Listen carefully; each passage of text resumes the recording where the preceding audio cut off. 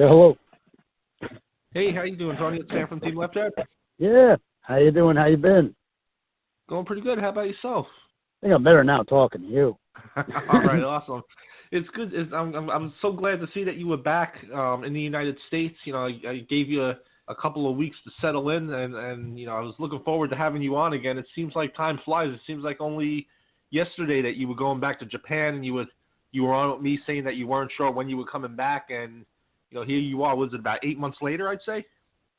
Yeah, what had happened, it's like the entire first month I came back like at a connecting flight from Texas. So in coming back, I picked up something, some kind of crazy like head cold, and then it went to stomach flu, and then it went to like this horrible cold/flu thing. So for that first entire month, I was completely sick. Wow. That same thing happened to right, me. I had like 3 colds this year, and I never have that many. I usually have 1, so it was definitely a bad winter for sickness, basically. Yeah, and I mean, to make it even worse and compound everything, you know, I'm scheduled to work 7 days a week at a regular job just because I just want to get back into the thick of things. I just want time to, you know, I just want things to keep rolling on. So that's exactly what I did. And, you know, settled in with a regular job. I'm like, well, this will kind of like butt up against my wrestling addiction, so everything will just kind of weigh out. Right. And how long will you be in the United States? I'm back until the fall. WWS has given me notice that it at very latest it'll be like early October, and then Survival Till Beta, and you know, for a while there he was calling it unemployment pro wrestling because he lost his regular job. Right. And then they're bringing back XPW Slam and Stew and Homeless Jimmy. So and I really look forward to that. Of course, you know, it's obvious, it almost goes without saying, but I was instrumental in that. Slam and Stew was coming out there for vacation. Next thing you know, I was like, "You want paid work?" You know, he's like, "I just want to come to a show with you." And you know, he had actually retired from management too. So awesome. But one thing leads to another, and next thing I know, I'm like, "Hey, Jamie, let's have some fun." That's awesome. So it's good. So you're going to be here, you know, about 5-6 months. That's plenty of time. You know, definitely look forward to having you on again, maybe right before you go too. So, I got to say, I watched that Murder Mania bout that you had against Casanova Valentine. That was one of the funnest, you know, matches I've seen. That setting was unbelievable. It was so tight. And the fans were like, you could see the expressions on every fan, and it was a good match on top of that, a good opponent. That was an unbelievable match. I didn't think anybody thought going into it that I was going to go like all out, but I'm like, you can't just phone in something so lame. Like you really got to step it up twofold. Like in the past with H2O, when I went back there as Chainsaw Tony or FMW Leather, it's like you really got to let the U.S. people. Oh, you there? Yeah, I'm here. Yeah, I was like, really got to step it up. This way, you know, people aren't like, you know, what's all this hoopla about and everything, and why is this guy touring Japan so regularly? 45-year-old man, yeah. but that you know, with it is always going to come a ton of criticism. So. Well, just looking at that match, though, I mean, how hard is it to put on, you know, that kind of performance when the fans are basically right next to you? I guess it's almost like you're in the crowd the whole time. If it was like a traditional ring and you go in the crowd, but you guys put on some kind of show there. And the funny thing is like the presses are told all that was 12 years ago in Memphis. We strive to be the worst indie out there, the worst company out there, and it was something called Sex and Violence, like back in 2007 through 2010 when I was in Memphis, and that was my own doing, and that was my own thing, where we'd have the girls like Oil and Jello wrestling, and the guys doing the exact same thing without a ring, just violent. And it'll kind of harken back to like days like that. It's like this is what Sex and Violence would have been if it was in New York City, you know? Right. So it's just the funny setting that made it work. Yeah, and that's like the funny thing is that like I knew right away what Casanova Valentine was attempting to do. And I was like, this is everything that we wanted to be like when we were down there in Memphis. And, you know, people down there had never seen that level of violence before. Right. Right. Now, Casanova Valentine, I've only seen a few times, mostly on YouTube. He's a newer guy, though, right? I've only seen him, like, maybe, unless he's just been around and I haven't noticed him, but I've seen him, you know, on social media and stuff like the last couple of years. Yeah, back in the day, like when I first moved back from Memphis to Jersey in 2010, right around that era, he was in a Battle Royal with me. And I hardly remembered it because it was just so many. Everything was kind of like a blur at that point to me because I was just coming back to Jersey and trying to get familiar with today's guys. But maybe, I'm going to say 3 or 4 years ago, I just kept hearing his name over and over. And then, you know, in the deathmatch realm too. And then he messaged me and I was just blown away by everything that he knew about me. You know, like the most obscure stuff in Japan. And I'm like, you know what? Like going into this, like you better make well because this guy is going to have to still be there. If you go in there and have a horrible match, you know, then he's going to have to be defensive of also bringing you in when he could have had 1 million people come in and wrestle him, you know? Yeah, I know it was a great match, that's for sure. I definitely enjoyed it. I've bookmarked. I'm going to watch it again. You're also going to be at the H2O show wrestling Too Tough to Quit. That's April 26th in New Jersey. I don't know who you're wrestling. You don't have an opponent yet, or you just waiting on that? I've went on public record to say like they haven't listed any opponent, but I did this mad raving promo where, you know, I'm talking about anger management and trying to keep my issues under control. And the first thing I point out in there was that I'm not going to leave that night until I have a match. Right. So I'm not going to go all the way out there and, you know, I mean, I have enough people in my ear that are like, who are you wrestling? You know, are you going to wrestle or what? You know, we see you on the poster. We know you have a match, but who? Yeah. It's like, well, when the time she's right, you know what I mean? Maybe it's a surprise. We'll definitely have a match. All right, cool. So, you know, just, you know, going back and forth here, but how was your time in Japan? Obviously for the last 6-8 months. Yeah, I actually upload like a 4-hour long, and it's just like all random clips of just stuff here and there. There's a couple no-ring deathmatch stuff we did there. There's one inside of a strip club there where you see me, and actually my partner is one of the guys out of the Eagle Dojo, because I always go and stop in and always try to make do with that company. I love working for Eagle. And there's a guy there, but there's also Naoshi Sano and Great Pogo, which is, you know, Shimada, who Pogo always, you know, lent his gimmick to. He was part of Pogo's army back in the day of Wing. So it was like the four of us just brawling in this crazy strip club. And you could even see in the clips, like, strippers are like running for their lives and screaming, and me and Sano were just brawling throughout the kitchen and all over the place. So, yeah, nice. but yeah, in that 4-hour long like clips for videos and pictures and all that stuff. I mean, everything from like Freedoms to, you know, WWS Wing World Spirit, and Onita came back, and it just kind of seems fitting. Like everyone's like, well, yeah, you can't have Onita coming back without Chainsaw Tony chasing him around. But there's also a video of us celebrating his 65th or 61st birthday with some friends of his. So there's even stuff like that that's included, all those video clips. Nice, and that's all. Oh, the landmine explosion that I took outside the ring was really nasty. I saw that. All right, that's cool. Those videos are still up on your social media if anybody wants to see them. Yeah, Instagram, I plug it there. I try to keep the two of them separate, but enough people are in on it. You know, I think I'm maxed out now on my Facebook friends, but enough people are in on that they know who, you know, Leather, Chainsaw Tony. Right. So enough people poke fun at it, you know, and I kind of do too. Yeah. All right, cool. So, yeah, good time over there in Japan. Did your business. You're going to be in the United States until the fall.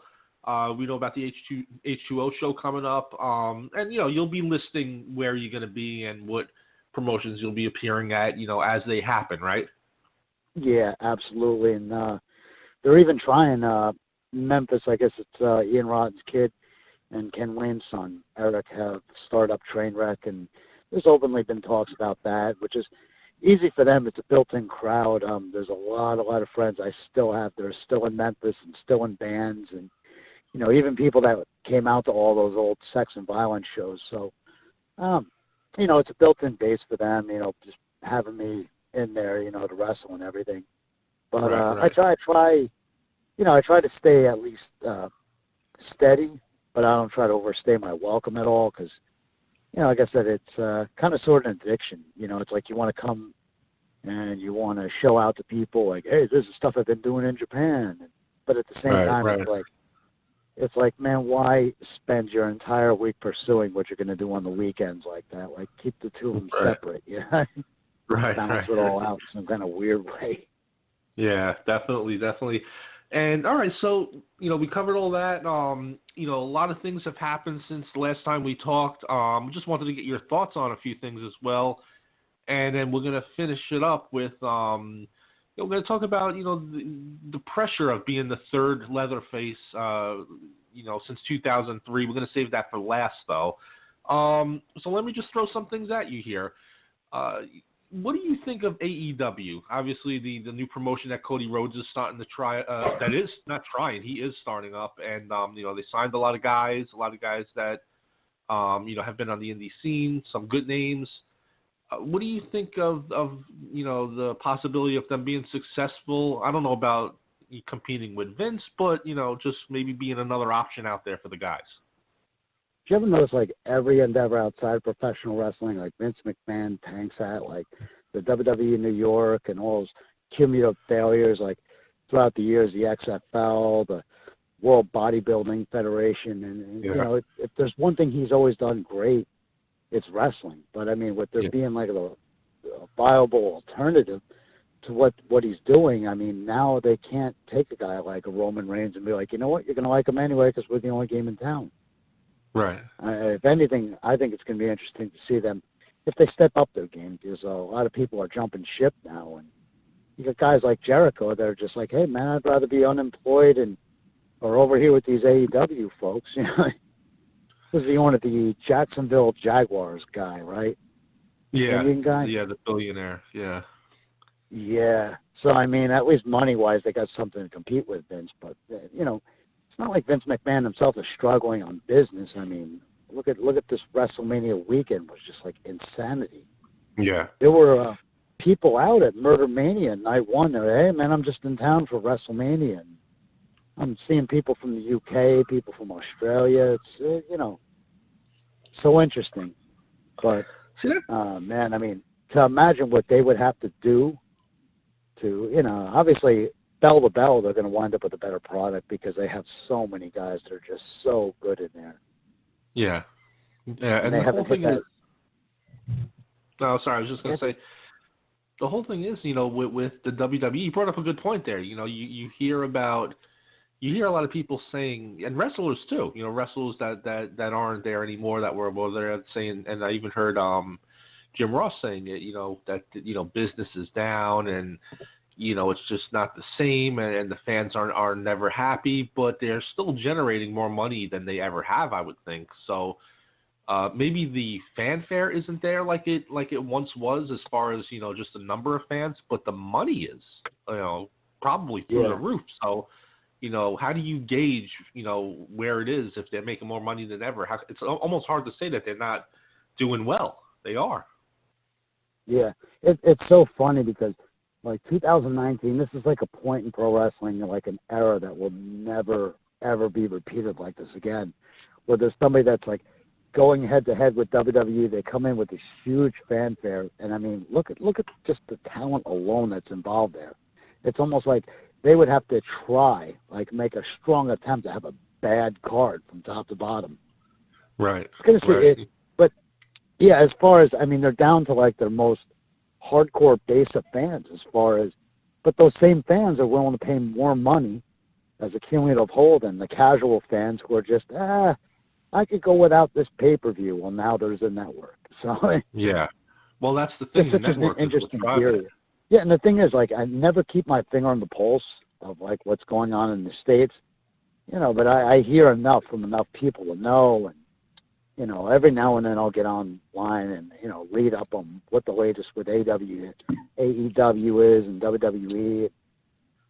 I mean, it just seems like so many people are like, aren't the Usos, were they not negotiating or halfway out the door with WWE? I mean, yeah.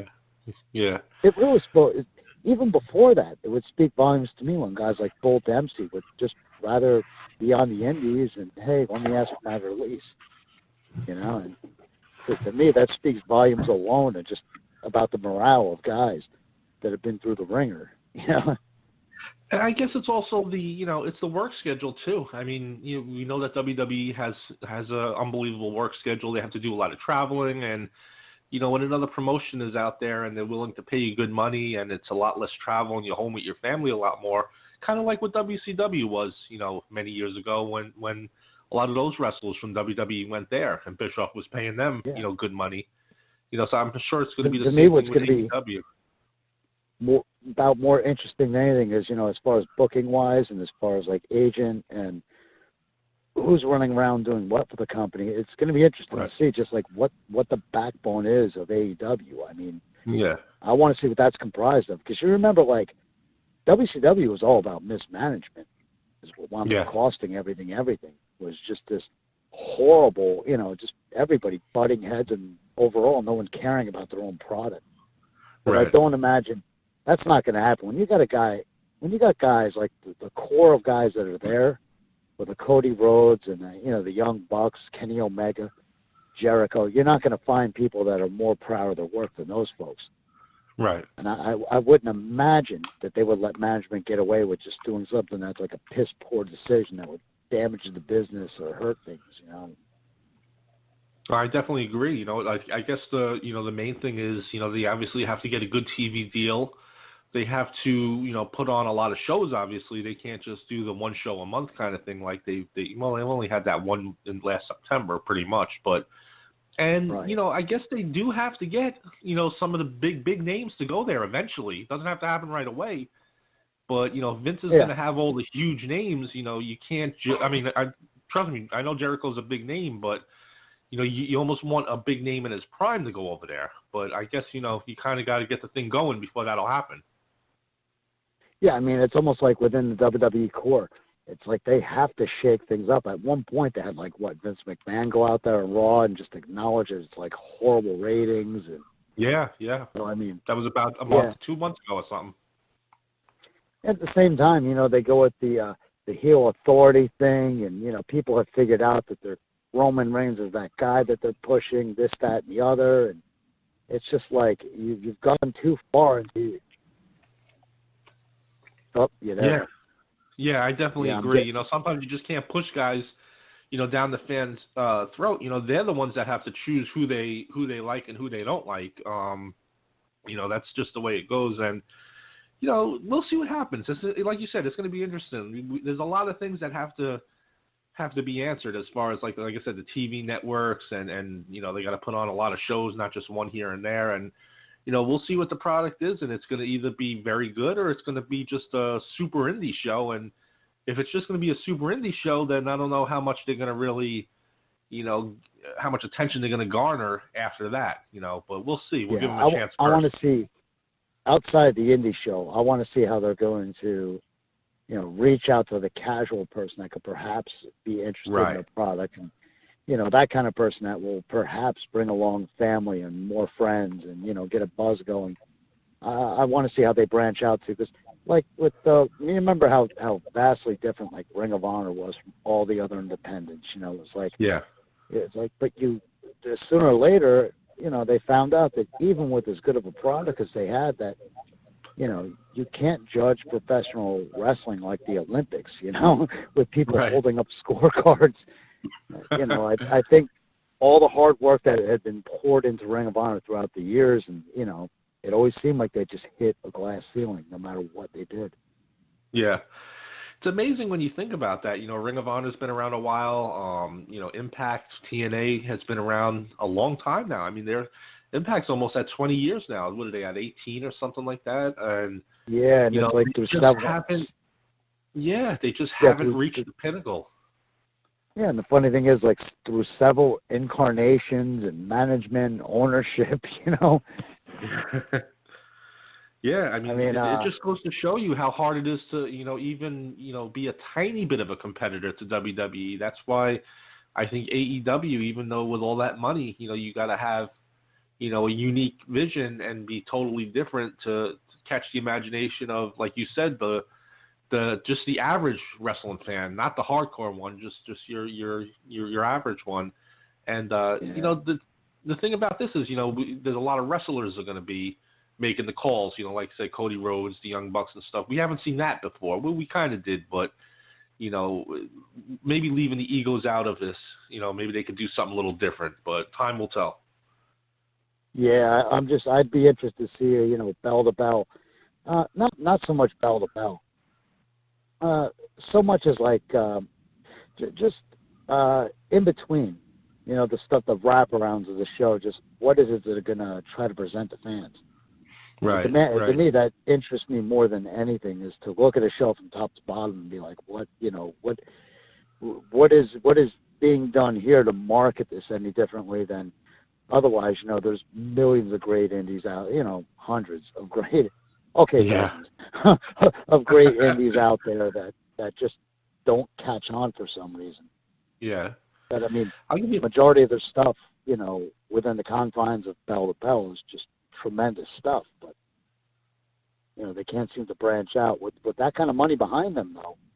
You know, is it enough to even keep casual fans like interested in their product? You know, it's bringing out a casual fan in me, because if it's good enough, I myself, I'll watch it. Yeah, definitely. And I'll give you a perfect example. Have you ever seen Major League Wrestling? Yeah, I've seen some of it.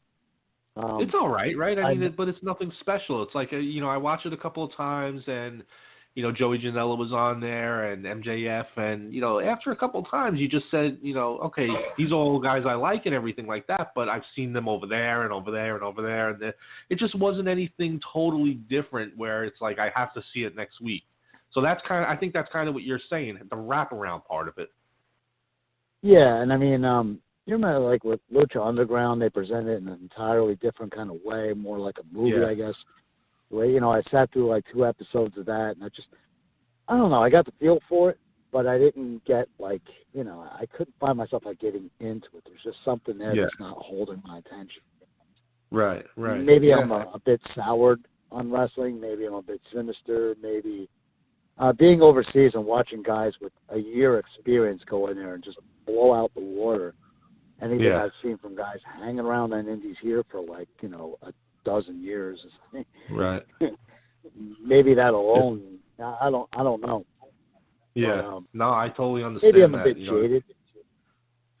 It gets repetitive after a while too, like you said. You know, if you see the same guy doing the same thing just in a different promotion, you're not going to get that excited about it. To be honest, I mean, if you watch a guy, even if you're a fan of his, and, you know, you've seen him at Beyond, and you've seen him at CZW and then Major League Wrestling, and, you know, now you're seeing him somewhere else, but he's doing the same thing. You know, you'll like it, but you're not going to, you know, go crazy over it. One thing I'll say going into it with, you know, the AEW is, just like with TNA, like the morale right off the top is just like, we want to succeed. We want this to be something, you know, versus like, if you look at that, like, what was it, like that 2008, 2009 period of like TNA was just like people coming in like, this is a money mark here. Well, give me my money, you know. Yeah. And instead of as a cohesive whole, you know, people wanting and pushing as hard as they could to watch the product that they're involved with succeed, you know, you didn't feel that with TNA. You just feel like after a while the boys just kind of gave up, like the old WCW.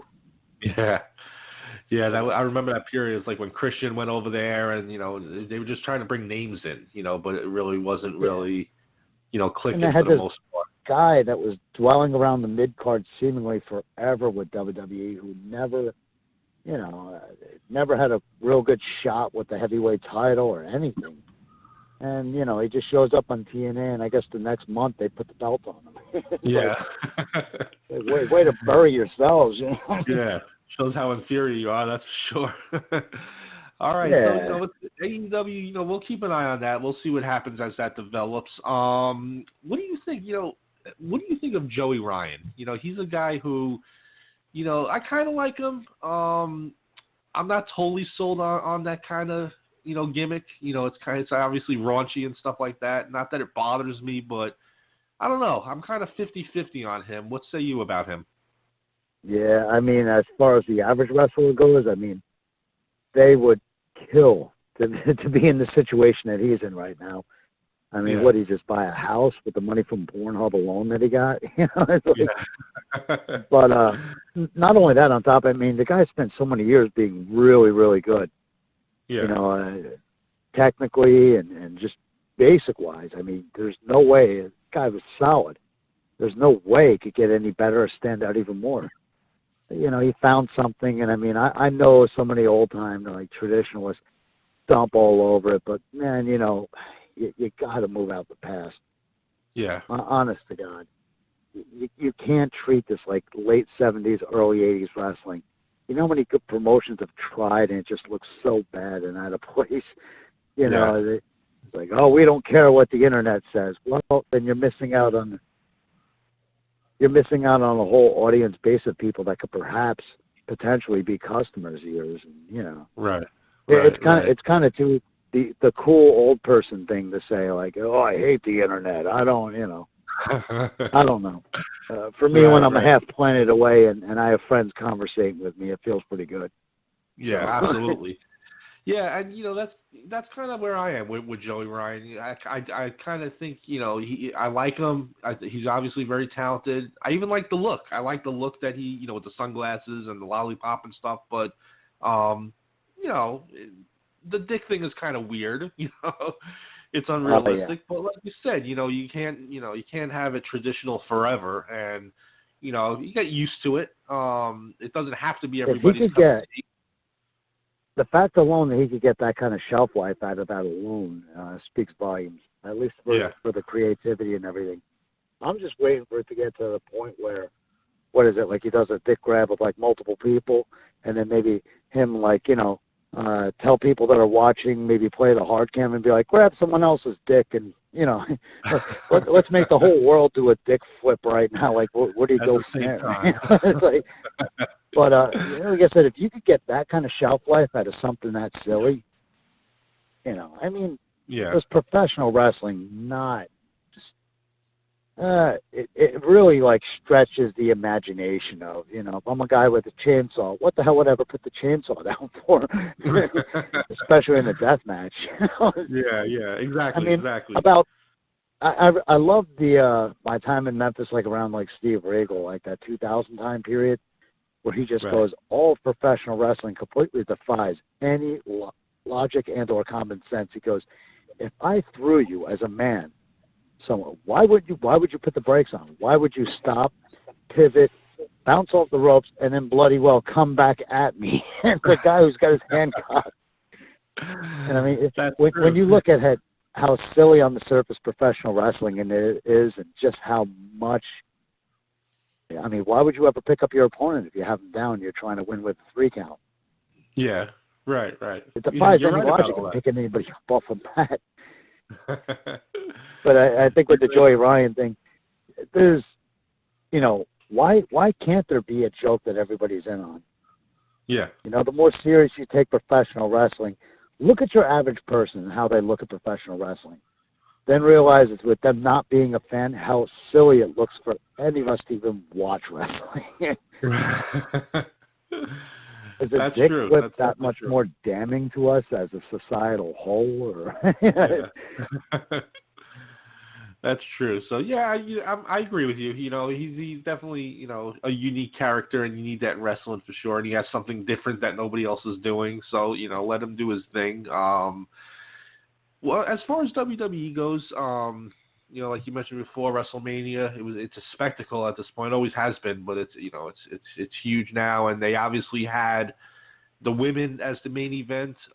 Becky Lynch won the belt. Ronda Rousey, I guess, I don't know if she's going on a hiatus or whatever, but What do you think? What did you think of the women being the main event in WrestleMania for the first time? It's something different. I mean, it hasn't made everybody go crazy yet. It hasn't been an intergender match in the main event of WrestleMania yet. I mean, what else are they going to do? What possibly? I think going into this WrestleMania, in my mind was like, less than ever did I want to watch this WrestleMania. I really didn't know much of the matchups, and then when I heard about them, I'm like, ooh, a couple of these they've done before. On Monday night all the time. Yeah, I mean, it was just, and it stroked a lot of people's egos to say, like, look at what we've taken the women from and look what they're doing now. Right. If they got the work ethic that's going to match the males, I'll never forget, like, early 80s, Terry Funk telling everybody imaginable, he's like, you got to watch this All Japan women. He's like, they're better than the guys are. And everybody was like, oh, come on, But for the people like me that were watching and ordering tapes and swapping tapes that saw the All Japan women, we were all like, our mind was blown. We didn't even know what we were looking at. We just knew, oh my God, they don't stop. Like, they're at 10 million miles an hour. They hit as hard. They're taking as much pain. They're doing hair matches.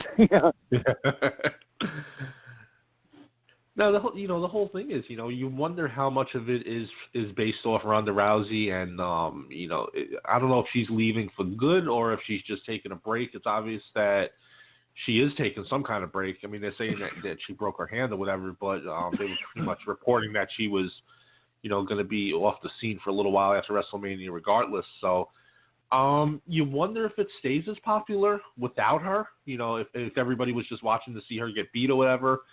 I don't know if they're going to try the main event again in another pay-per-view, but I guess we'll see if this popularity holds. Yeah, do you remember how seemingly everybody in the world, like, when she lost that second match, her second big loss, Holly Holm, and everybody was like, oh, my God almighty, that was actually the very first major one. You remember, like, and then she lost again, and it seemed like it was just back-to-back, like it was just, and everybody had completely ran her out of there, and, she was overhyped, all hype and all this, that, and the other. And it didn't seem like she had a marketing penny left in her, because just how people's perception of her was, she's done now. She's lost 2 big fights. That's it, Look at how much mileage the WWE got out of her. Yeah, and not only that, Almost but when incredible. she lost those two bouts in the UFC, just the way she was acting too, like she didn't want to be there anymore. I remember she jumped up on stage for that second one against the other girl, and she got up there, she did the face off, and then like ran off the stage. And she just looked like she was like not in her right mind anymore, like she didn't want to be there anymore. And then she lost badly in that one, and that was the last time she was in the UFC. So yeah, and then the WWE just got a year and a half, nonstop with her. Yeah, and I think all the outside pressure from media and everything else like really started to get to her. It was a breaking point. Never do I make excuses for somebody else, but it just didn't seem like it was back in her heart, Yeah. I think by that point it had been spoiled. Yeah, that she just, I mean, you could just tell. I think going into her second big loss that she just didn't have it in her heart. She was like, the heck with it. It's a nice chunk of money, and let me get out of here. Yeah, I mean, definitely. Her promos, from what I saw in the WWE, her promos are just terrible. Oh my God! Well, when she first got there, she was stuttering and she was like missing words and stuff like that. She improved, you can only improve when you're that bad, but yeah, they were still kind of bad towards the end. They were. Then they put all that red crap all over her eyes. Like, well, I don't understand. I don't know what they were going for. Or what? I guess that's. Yeah, I don't know what they were going for there. I don't know what it was. That was very weird. A very weird look. Every time she was on a pay-per-view, she did that for some reason. I don't know, but we'll definitely. You can't really take a girl who's way better looking than the average woman and do that kind of thing with her. But then again, I mean, they couldn't have marketed like a cutesy like Ronda Rousey. That just wouldn't have worked. It wouldn't have worked. True, definitely. So I guess that was part of the point. Yeah. Because the whole mystique behind her is that she was just a a machine that would tear somebody's arm off. Yeah. Right. Yeah, so I mean, it'll be interesting to see if she comes back and what they do with her after this. Now that she's lost, but we'll definitely see that. All right, so I wanted to finish this off with your thoughts on your perspective on being the third leather since 2003, and the pressure of being that, and what you deal with that. Is it different in Japan as opposed to in the United States?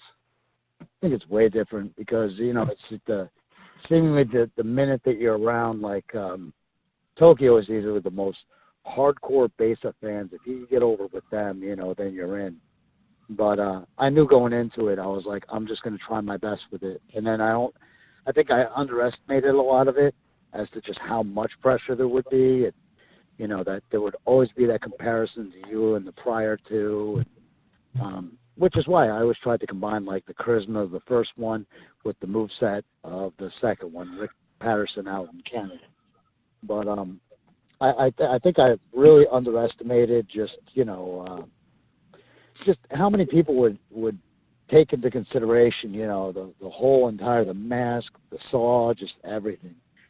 But I'd like to think that I put my best effort, the most effort that I could into it within reason, without completely destroying my shoulders. But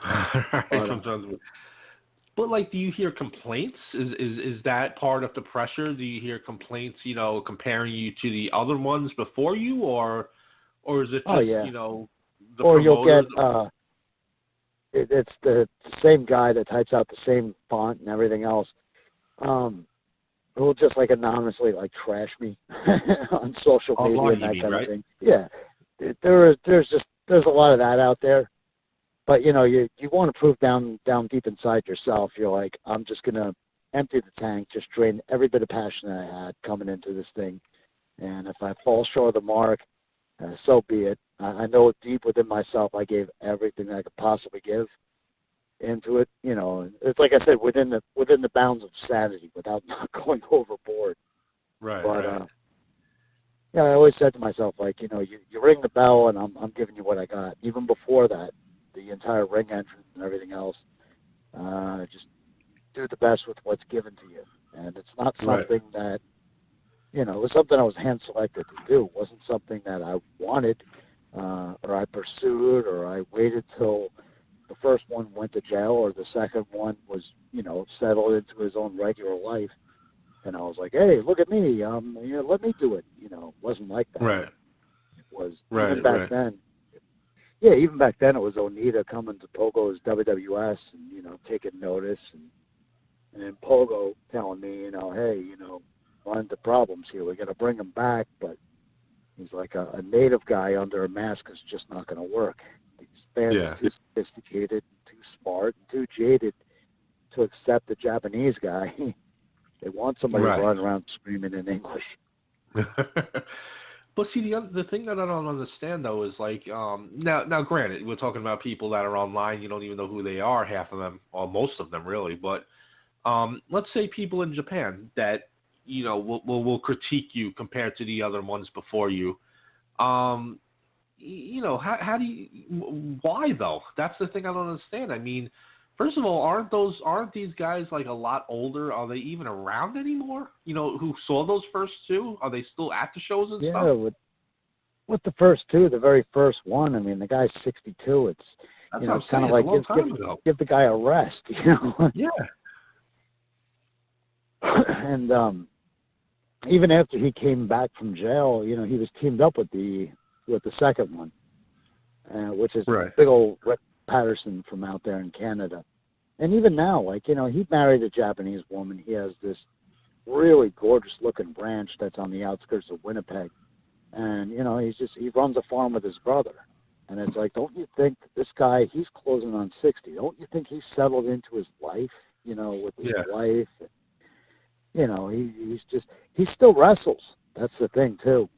Yeah. But, is he willing to give it up and make an 18-hour flight out to Japan and back? And, you know, I guess that's the one thing I have is what's left of my youth on my side. Yeah. That and, you know, the drive within wants me to see Pogo's WWS, you know, just succeed and live on forever.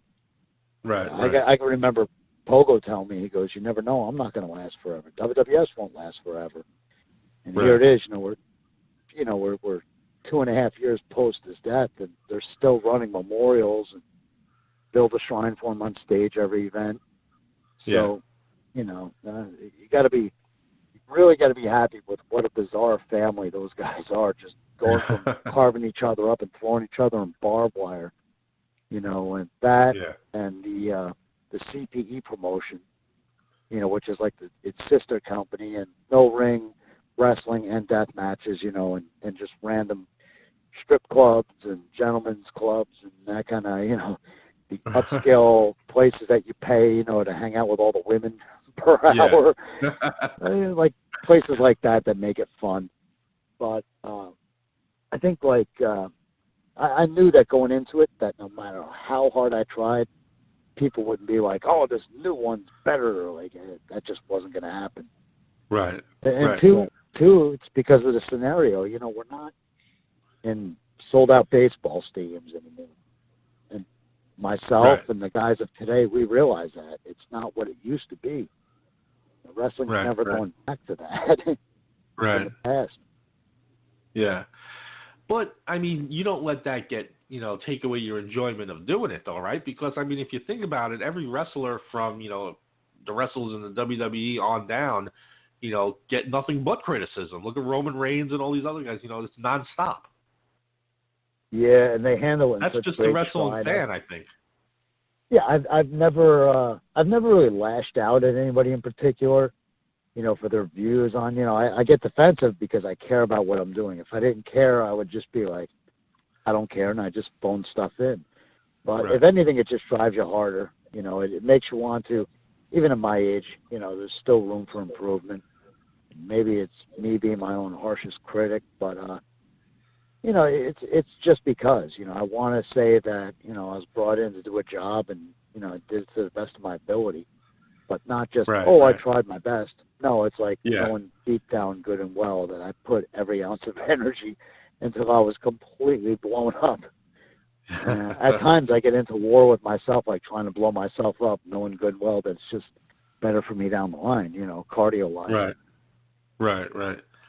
Yeah, I mean, it's got to be rough. I mean, it's got to be rough for pretty much any wrestler that, you know, has to hear criticism. But I think that's one thing, you know, I'm not even going to say just a wrestling fan. I think any kind of sports fan, you know, that's part of it. You know, they complain, and that's, I think a lot of them over-complain, and because I think that they feel like that's part of being a fan. They have to, you know, be a critic. Sometimes they just don't enjoy it enough. I mean, you could hate watch stuff. I mean, you could always riff on things you find, you know, bad in an entertaining kind of way. There's always that thing of, you know, it's a joke that everybody's in on. There was a whole part in Mick Foley's first book where he talks about Go Ryuma's promotion, you know, the Puri Subaka. And they had, like, he kept refinancing it with other things, and you know, it's out there on the internet, all the stuff that he got involved with. But even then, it was like the joke that, you know, people were in on, but they still respected his work ethic. He was still a very hard-working man. Right. It's just that, you know, it was like fans already accepted overseas what they were watching. And how bizarre is it to watch this guy who's like, you know, half washed up and went from being the WWF, like light heavyweight champion, to now this guy that's wrestling all these like aliens from outer space and defending his intergalactic championship of the universe. But even so, like a lot of those guys on the undercard were not the best, but they put in the effort. You know, they definitely put in the time into training. Yeah. It was just that instinctively a lot of them were not penned in to be like wrestlers. They were either retired karate people or halfway retired, and you know, it was always easy to have, like, they would have like a whole net full of like the same gimmick. Like they would have like like 3 masks for the Uchu Meijin powers, and then they would have the Demonoias. They would have like Uno and Dos. You know, so they would just take random guys and just throw them under different gimmicks. Right. I remember, like, there was a good stretch at one point. I don't know if you know who Kikataro was, but he was the Black Mummy for a long, long time, for several of those promotions, like smaller independents over in Japan. And it was just, you know, it was ring time for him. It was work, and it was a way for him to improve. Even if he wasn't wrestling the best caliber opponent, you know, it was a way for him to get footing in the ring and timing and that kind of thing. I want to think that a guy like Kikataro took advantage of it because, you know, tremendous wrestler. And he's the guy that, you know, nowadays, you know, he does a lot of comedy wrestling. So. Right. Yeah.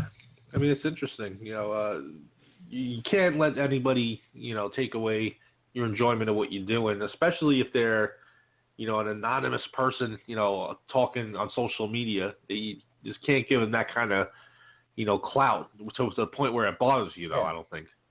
And it's almost like, too, uncovering the whole thing with, you know, because I just dwelled around the independents, and it felt like seemingly forever. But in all reality, it was only about 9 years or so in Japan until, you know, I was given the leather thing. But even before that, now, you know, with social media and everything, you know, you can see me instantly if I'm overseas and what I'm doing and that kind of thing. But it especially made it hard for me, like with the boys, because the people that know that you're routinely going over there to wrestle, and, you know, there's a lot of work for foreigners over there, provided you can get there. But it's heat with the boys. It's all the people that you can't get jobs for, and people that will take a look at your wrestling stateside and be like, well, this guy ain't so great. What the hell? Why is he there? I'm still not. And it's just like, I don't know. To get a foot in the door over there in 1994, it was like it could be done that way again. There is no Eddie Gilbert going, hey, they need guys for this thing called Wing or IWA. You know? That kind of thing doesn't happen anymore. It's it's such a different, and as much easier as it seems for someone to get a foot in the door, get recognized, but here's a link to YouTube and my stuff. You know, it's also detrimental because so many people have access to that. Right. A lot more competition. Emails. And, they get the company email, and here's my stuff. And then you turn around, and some goofball like Tony Myers is going back to Japan to go on this tour again. And it's just like, why him? Like, I still don't get it. I don't get Tony. Like, why? Big deal. He does a moonsault. No, there's a lot of internal and politic in there that hasn't been the easiest to navigate through, but you find a way. Yeah, and plus you put your time in there too, so that's got to count for something as well. Yeah, absolutely. I think at first it was extremely helpful that I didn't speak any Japanese, because then I would just sit there and keep my mouth shut and do what I was told. I wasn't arguing with anybody. I think Pogo's like the worst thing that ever happened was that you learned Japanese, because like then you would, you know, start questioning more and more and asking, why are we doing this and where are we going after that? And it's just like, business-wise, instinctively, I couldn't help but ask that, because I would wonder, you know, when I was under the Jason mask for WWS, it's like, you know, where are we going once my mask is ripped off, or once I'm beat with this, you know, where do I go? Do I dwell around back on the mid-card, or am I in the openers, or like, give me a direction where we're going with this thing. Because I always wanted to pad it for something after, you know, it's like, because, you know, there had to be a future. I wanted to come back. Right. But I knew that, and you know that trying to politic and try to stay on top for as long as you could, that's not going to work. Sometimes I'm the only foreigner, and it's just like, no, man. You can feel the resentment brewing from the guys underneath that are like, nah, that's about enough of him, you know. Definitely interesting stories and everything, Tony. It's good to have you back in the United States. Definitely want to have you on again another time or two before you go back to Japan. You're going back in the fall. You know, it was fun. It's always fun having you on. We always have a lot of laughs, some good stories, and it's always great to hear your thoughts on what's going on in the wrestling world. So, as usual, want to thank you for coming on, and look forward to talking to you again. Thank you. Yeah, I always feel honored, man. Anytime you give me the platform, I know there's an awful lot of people listening. And for those that aren't aware of who I am, what I do, I hope I filled in a couple of blanks for you. But Absolutely. I seriously have to thank you for the time. Oh, anytime. Always enjoyed having you on. We'll definitely do this again in a month or two for sure. Thanks, Tony. Oh, absolutely. All right. Thank you. Take care. Thank you once again. Okay.